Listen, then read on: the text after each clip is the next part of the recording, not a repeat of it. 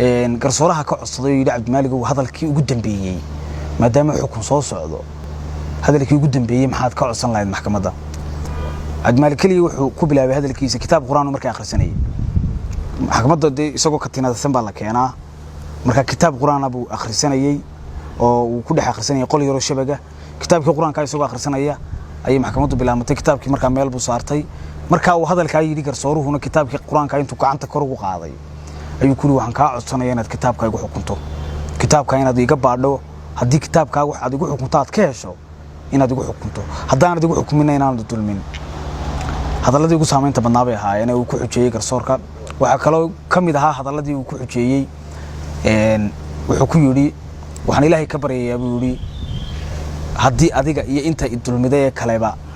aad dulmidaan waxaan Ilaahay ka baryay inaanu Ilaahay cid iga dambaysa aniga aanu idinku salidin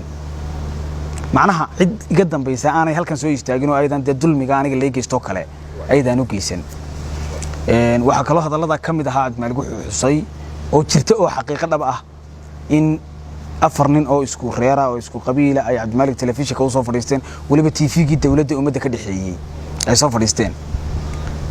telefishinka dawladda ay soo fadhiisteen bay afartaan mid kamid wuxuu ku baaqay Cabdimaalik in la dilo mid wuxuu sheegay in Cabdimaalik dulli yahay oo qof aan ahayn qof mudanba in uu dabada joogay oo ah in xabsi dheer lagu rido dhamaantood waxay ahayn aflagaada iyo eedeyn iyo cayb media u marinayeen